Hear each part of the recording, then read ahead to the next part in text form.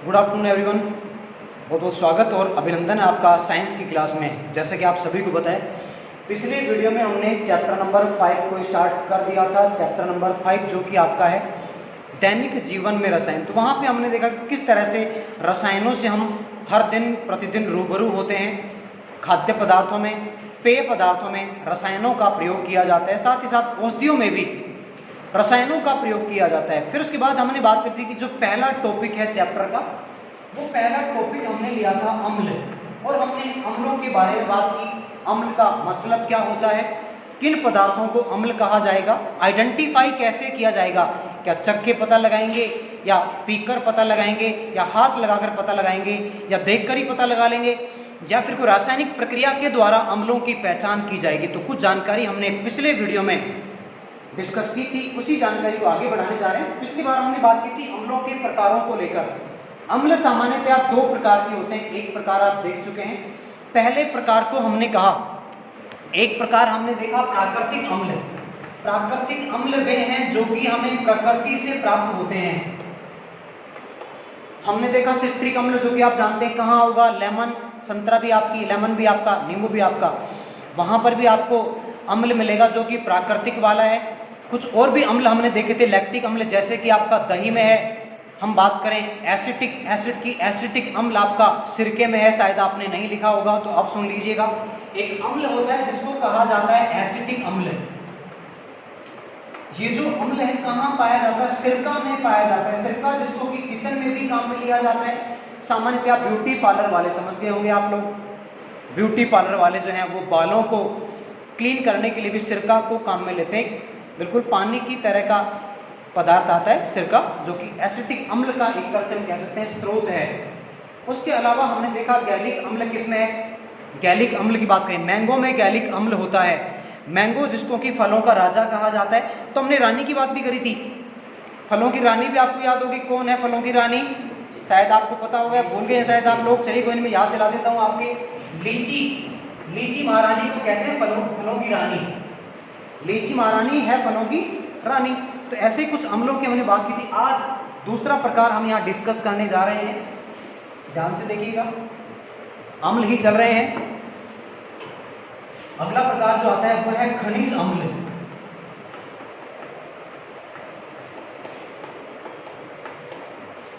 खनिज अम्ल जो कि चट्टानों से प्राप्त, खनिजों से प्राप्त किए जाते हैं। एग्जाम्पल शायद हमने देख ली थी इनकी। पहले अम्ल को कहा हमने HCl, जिसको कि हम कहते हैं हाइड्रोक्लोरिक अम्ल। नाम तो आपको पता ही होगा, आपका खुद का नहीं, इसकी बात कर रहे हैं अभी, आपका नाम भी आपको पता ही होगा। फिर दूसरा हमने अम्ल यहाँ पे लिया HNO3, इसका भी नाम बहुत अच्छे से आपको पता होगा, क्या नाम था आपका नहीं बताना है। HNO3 जिसको नाइट्रिक अम्ल कहा जाता है, इसको हमने कहा हाइड्रोक्लोरिक अम्ल। एक और अम्ल की हमने बात करी थी और इसको नाम दिया गया H2SO4, जिसको कि कहते हैं सल्फ्यूरिक अम्ल। इसको सल्फ्यूरिक अम्ल कहा जाता है। ये कुछ अम्लों की हमने बात करी थी जो कि खनिज अम्लों की श्रेणी में शामिल किए जाते हैं। इवन इनको हम लेबोरेटरी के अंदर, ये सभी जो अम्ल हैं ये प्रयोगशाला में भी बनाए जा सकते हैं। तो इनको हम मानव निर्मित भी कह सकते हैं। भाई ऐसे अम्ल जिनको मानव बना सकता है उनको हम कहेंगे मानव निर्मित अम्ल। अब एक और प्रकार आता है अम्लों को लेकर, उसके पहले हम एक परिभाषा की बात कर लेते हैं कि अम्ल की सार्वभौमिक परिभाषा क्या होगी। बात करते हैं अम्ल की सार्वभौमिक परिभाषा, यानी ऐसी परिभाषा जो सर्वमान्य होगी, सबके द्वारा मानी जाएगी, साथ में सरल प्रकार के होते हैं कि क्या है सार्वभौमिक परिभाषा। एक एग्जांपल के साथ मैं आपको एक्सप्लेन कराना चाहूंगा। मान लीजिए आपके पास HCl है, घर पे तो कहाँ से लाएंगे, नहीं लाने की जरूरत भी नहीं है। HCl है आपके पास, आपने इसको पानी में डाल दिया। ओके, जैसे ही आप HCl को पानी में डालेंगे क्या क्या बनेगा, H+ बनेगा। नहीं, हलवा कैसे बनेगा भाई, H+ बनेगा, प्लस यहाँ पे Cl- बनेगा। जो आपने लिया है वही तो बनेगा। ओके, HCl को आपने पानी में डाला, क्या बना, H+ बना प्लस Cl-। कैसे बना, क्यों बना, बड़ी बात ये थी, ये क्यों बने, तो आप मुझे बताएं जरा। इसमें आपको गुलाब जामुन दिख रहा है क्या, इसमें आपको पोटेशियम दिख रहा है क्या, तो पोटेशियम क्यों बनेगा, जब पोटेशियम है ही नहीं तो पोटेशियम क्यों बनेगा। जब हाइड्रोजन है तो हाइड्रोजन बनेगा, Cl है तो Cl बनेगा। और ये कैसे बना दिया आपने, इसका थोड़ा सा खुलासा बिल्कुल करेंगे।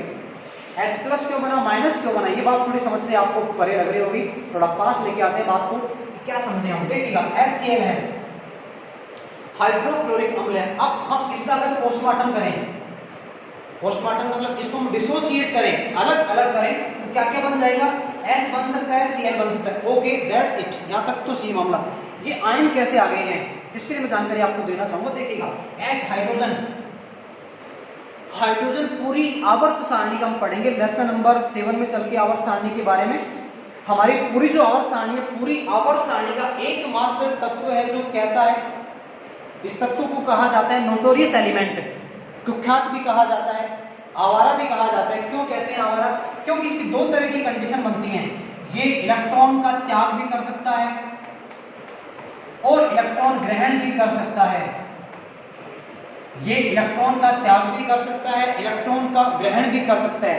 तो जब कोई तत्व, आपने पढ़ा होगा छोटी क्लासेस के अंदर, जब कोई तत्व इलेक्ट्रॉनों को त्यागता है, यानी जब इलेक्ट्रॉन त्यागे जाते हैं तो धनावेश का निर्माण होता है, यानी क्या बनेगा, धनायन बनेगा।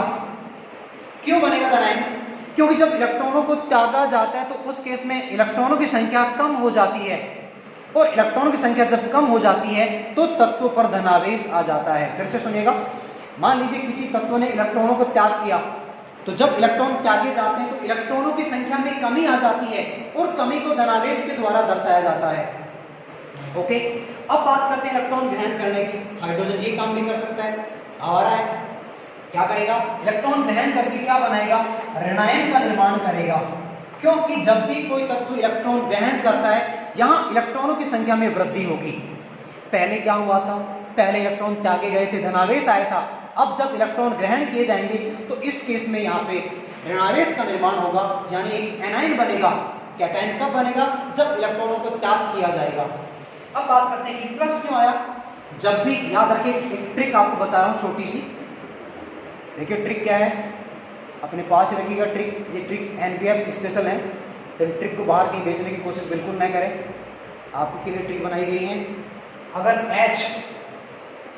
अगर H किसी यौगिक में पहल आए तो चार्ज पॉजिटिव होगा। एग्जाम्पल ले लें आप, कोई सा एग्जाम्पल है, कहीं कोई अपवाद इसका आपको नहीं मिलेगा, जो ट्रिक आपको बताई जा रही है। H अगर पहले आएगा तो पॉजिटिव होगा और H अगर बाद में आएगा तो नेगेटिव होगा। ये याद करने की ट्रिक बताई है मैंने आपको। अब दोनों केस हैं, H प्लस भी बना सकता है, माइनस भी बना सकता है। तो पहले आएगा तो क्या होगा, प्लस होगा, इसलिए प्लस आया। अब बात करें Cl की, नेगेटिव क्यों आया। आप देखें जरा Cl को, Cl का एटॉमिक नंबर है 17, तो इसका कॉन्फ़िगरेशन क्या बनेगा, 2, 8 और 7 बनेगा। अब इसके लिए भी ट्रिक आती है, अगर किसी तत्व के बाह्यतम कोश में, ये आप देख पा रहे हैं, इसका सबसे बाहर वाला कोश है, बाह्यतम कोश है, तो बाह्यतम कोश में अगर इलेक्ट्रॉनों की संख्या 4 से ज्यादा होती है तो इलेक्ट्रॉन ग्रहण किए जाते हैं और ऋणायन का निर्माण होगा। आप मेरी काजी बात समझने की कोशिश कर रहे होंगे, 9th क्लास आपने पढ़ी है अच्छे से तो आप समझेंगे, नहीं पढ़ी है तो भी आप कोशिश तो करें समझने की, नहीं पढ़ी तो क्या हुआ, कोई दिक्कत नहीं, अब समझ लें भाई। पहले जो पढ़ा कैसे पढ़ा, कोई दिक्कत नहीं, अब समझ लें आप। क्लियर, मेरे ख्याल से क्लियर हो गया होगा। 4 से जब ज्यादा होंगे तो इलेक्ट्रॉन ग्रहण किए जाएंगे। अब कितने, कहां तक इलेक्ट्रॉन ग्रहण किए जाएंगे, कहां तक इलेक्ट्रॉन ग्रहण किए जाएंगे, पानी थोड़ी पीते रहेंगे, यहां इलेक्ट्रॉन ग्रहण किए जाएंगे 8 बनने तक। क्यों 8 ही बनने तक, क्यों 8 से ऐसा क्या होगा, एक्चुअली एक रूल फॉलो करते हैं, उस रूल को नाम दिया जाता है अष्टक नियम। और अष्टक नियम क्या कहता है, वे तत्व जिनके बाह्यतम कोश में, देखिए 2 भी होते हैं, ध्यान दीजिएगा कि मैं अष्टक बोलूंगा, आप हीलियम को पकड़ लेंगे कि सर हीलियम कहाँ है, हीलियम के पास तो 2 ही है, बिल्कुल सही बात है। हर एक जो तत्व है वो क्या चाहता है कि अपना विन्यास अक्रिय गैसों के जैसा कर ले, और अक्रिय गैसों में टॉप नंबर 1 पर आता है हीलियम, जिसके पास 2 इलेक्ट्रॉन है। अब अष्टक किधर है, जरूरत नहीं है, 2 इलेक्ट्रॉन है तो उसको भी स्टेबल माना जाएगा। यहाँ जो कैपेसिटी K सेल की है, K सेल में 2 इलेक्ट्रॉन है और 2 से ज्यादा इलेक्ट्रॉन वहां फिल नहीं किए जा सकते, तो क्या होगा, इस केस में यहाँ ये स्टेबल होगा। इसका मतलब अगर कोई एलिमेंट 2 इलेक्ट्रॉन भी कर लेगा उस केस में वो भी स्थायी माना जाएगा। इसके अलावा अन्य जो है वो अपने बाह्यतम कोश में 8 करेंगे, जब 4 से ज्यादा होंगे तो भी, 4 से कम होंगी तो भी, 4 से कम होंगी तो वो त्याग करेंगे, 4 से ज़्यादा होंगे तो वो गेन करेंगे। कितने गेन करेंगे? 8 बनने तक गेन करेंगे। मेरे ख्याल से बात समझ में आ गई होगी आपकी थोड़ी थोड़ी। ओके, तो हमने कहा अम्ल वे पदार्थ हैं, सार्वभौमिक परिभाषा की हम बात करें, वे पदार्थ जो जल में डाले जाने पर क्या बनाएंगे? हाइड्रोजन आयन बनाते हैं। वे पदार्थ जो जल में डाले जाने पर हाइड्रोजन आयन का निर्माण करते हैं, अम्ल कहलाते हैं। ये एक सार्वभौमिक, हम कह सकते हैं यूनिवर्सल डेफिनेशन है अम्ल की। अब एक और प्रकार की बात करते हैं।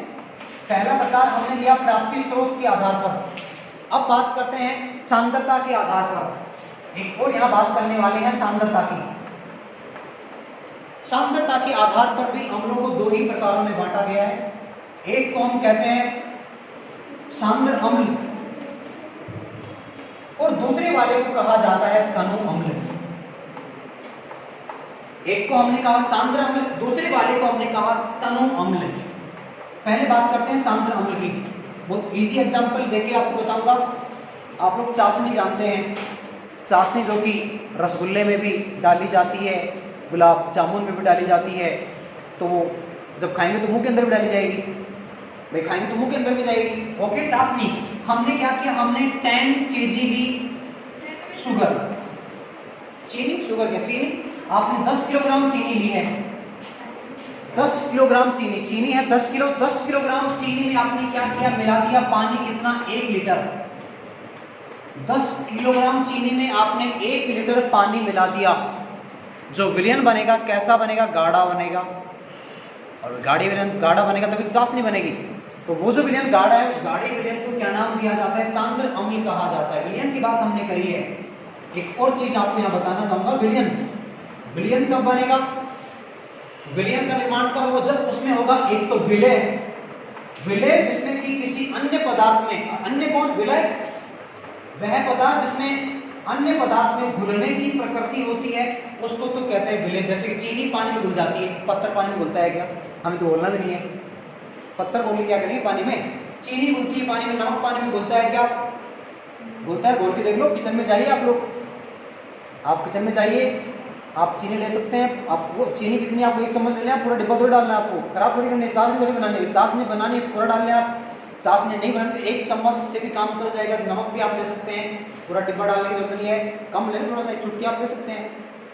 ओके, विलय होगा। दूसरा विलायक होगा। विलायक के रूप में जनरली किसको काम में लिया जाता है? पानी को।